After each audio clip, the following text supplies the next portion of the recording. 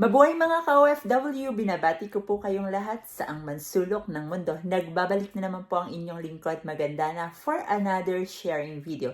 And for today's video po, isi-share ko po sa inyo yung requirements na hinihingi ng ating Philippine Immigration pag po tayo ay lalabas ng ating bansang Pilipinas. Okay, this is the requirements po for this year, 2024.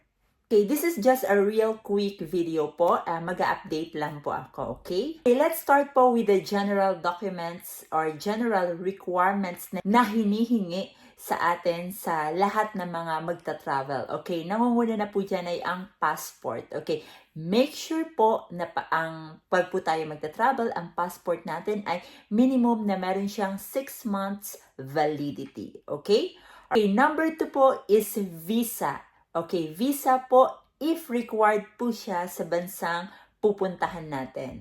Make sure po bago po tayo magta-travel or bago po tayo mag-asikaso ng ating mga papeles, alamin po natin yung country of destination natin, kung ano po yung mga requirements, kung visa-free po ba tayong mga Filipino citizen or di naman kaya nagre-required ng visa pag po tayo ay enter dahil nga po dahil Filipino citizen tayo, may mga ibang bansa na hindi tayo free access or visa-free kung tawagin. Okay? Number 3 po is e-travel form. Make sure po na bago po tayo mag-travel, naasikaso na po natin yung e-travel form po natin. Sa mga hindi po nakakailam ng e-travel form, ito po yung dating binibigay sa airport na maliit na papel ng ating mga Bureau of Immigration Officer, po yung dating tinatawag na Immigration Departure Card.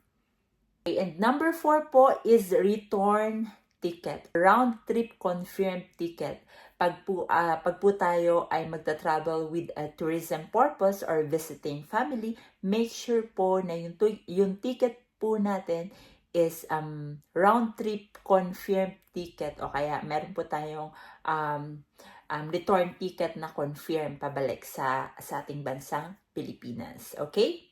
Now, next po is travel tax. Okay, make sure po na pagka nandun na po tayo sa airport, kung meron po naman tayong, hindi naman po tayo gahol sa oras, magbayad po, let's pay our travel tax as soon as possible po para makaiwas na lang din po sa delay kasi hindi po natin alam, baka marami po ang pila sa araw ng inyong flight. So, may advice ko lang po na pay your travel tax as early as you can. Sa travel tax po pala, may mga exempted po na hindi na kailangan magbayad katulad po ng ating mga OFW at ating mga permanent residents na mga kababayan na nakatira na sa abroad na may mga hawak na permanent residence card at of course yung mga infant po na 2 years old and below, sila po yung mga exempted sa pagbabayad ng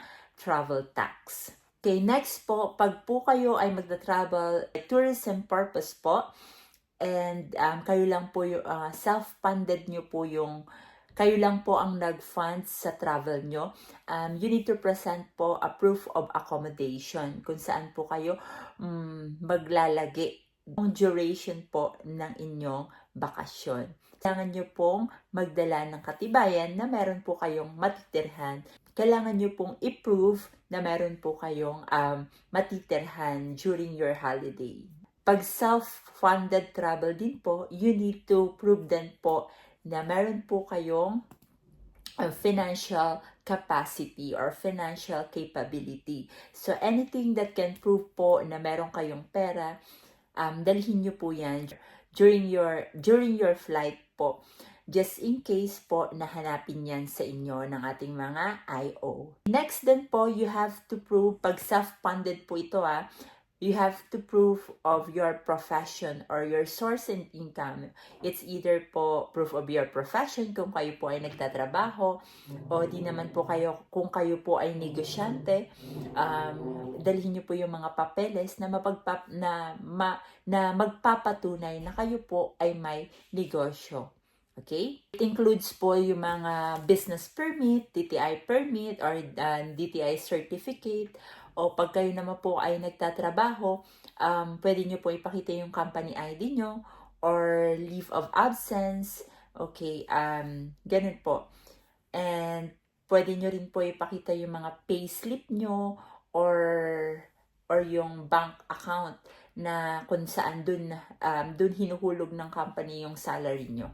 So, ganun po. Bank history dun po ng salary nyo.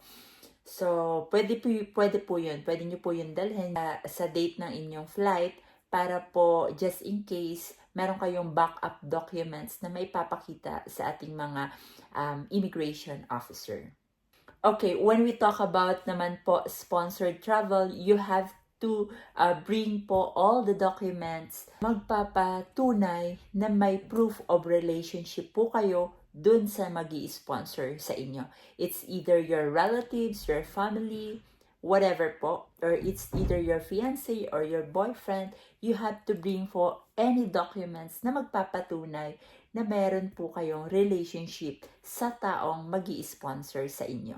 Okay? And of course po, passport copy nung taong magi-sponsor sa inyo. Next po, pag ang magi-sponsor naman po sa inyo ay OFW, kailangan nyo pong kumuha ng Overseas Employment Certificate. And another one po na hinihingi pag sponsored po ang travel natin is, ang pinaka-importante po is Affidavit of Support and Guarantee. Advice ko lang po sa ating mga kababayan, pagka sponsored po ang ating travel, lahat po ng documents na hinihingi, make sure po na dala nyo po yun and meron po tayong enough documents na magpapatunay na meron po tayong relationship sa magi-sponsor sa atin. Okay? So, that's it for today's video. Maraming salamat po sa inyong pagtangkilik at panonood. Please subscribe po and comment down below sa inyong mga katanungan or sa inyong mga suggestion po na gusto nyong gawan ko na video. Maraming salamat po sa inyong panonood. Again, ako pa rin po ang inyong lingkod Maganda na. Magkita-kita po ulit tayo sa susunod na sharing video dahil sharing is caring. Paalam!